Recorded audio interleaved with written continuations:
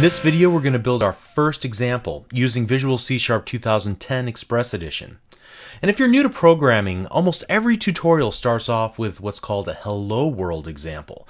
And hey, who am I to ignore the tradition of our forefathers in the code? So what I want you to do is follow along and do exactly what I do. We're going to use this tiny example that we're about to create as the basis for several additional discussions today and tomorrow. We'll just dissect every single part about it. Okay, so what I want to do is start off by creating new project. From the start page, I'm going to click new project. And here I'm going to select a C# console application, and I'm going to change the name to day 1. Let's select it first and then click day 1 and then click OK.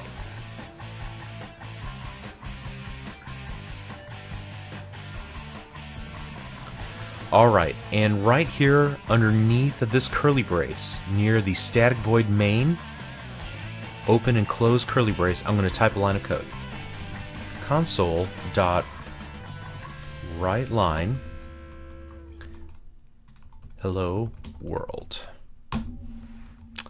And then I'm going to use this little triangle button up here that says start debugging. I'm going to click that, and you're going to see a little, oh, that's it, our application ran. A console application displays the Windows console, or rather, some like to think about it, the old DOS prompt. So that's right. To start off, we're going to go old school. Don't worry, we're only starting here, so we're not encumbered by displaying windows and such. We want to keep it simple and talk about the C# language first. All right, so remember to do everything that I did. Follow exactly, rewind, pause the video, do whatever you have to do in order to get that same result. And you'll say, what result? That didn't look like much. That's true. That's because our application ran very briefly and then stopped. We didn't even get a chance to see what was on the screen. So what we're going to do is add one more line of code. Console.readLine.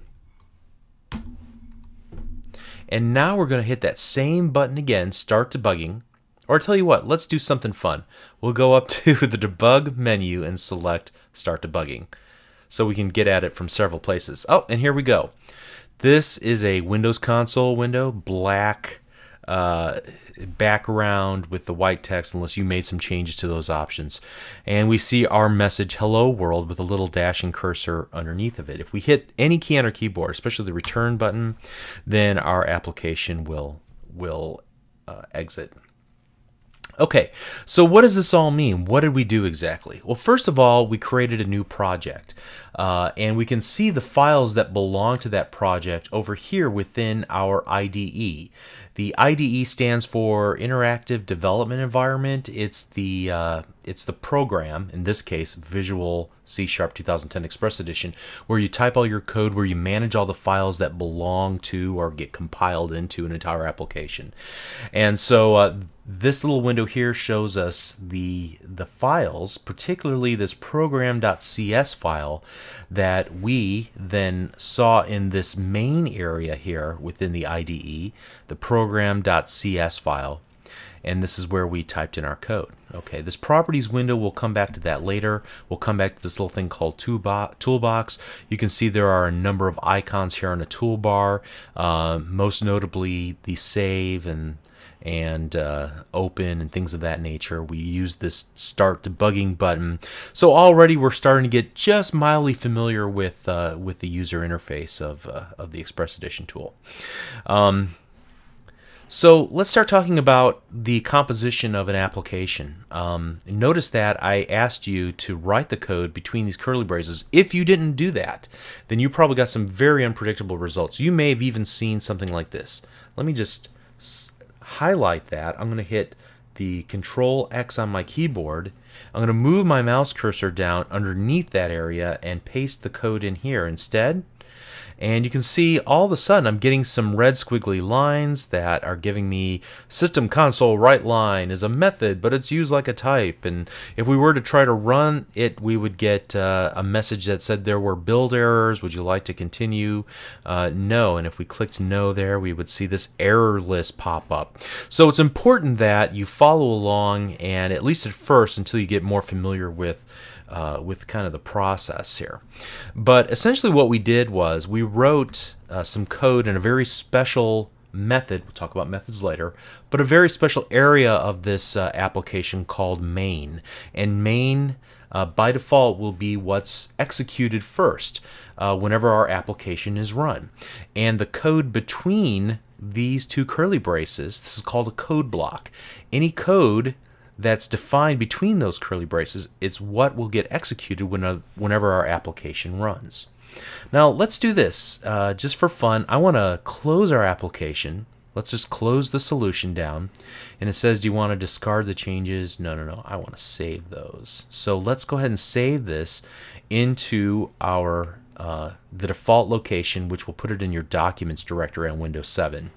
And it'll also create a directory for solution called day one. We'll talk about solutions and projects a little bit later and what their relationship is.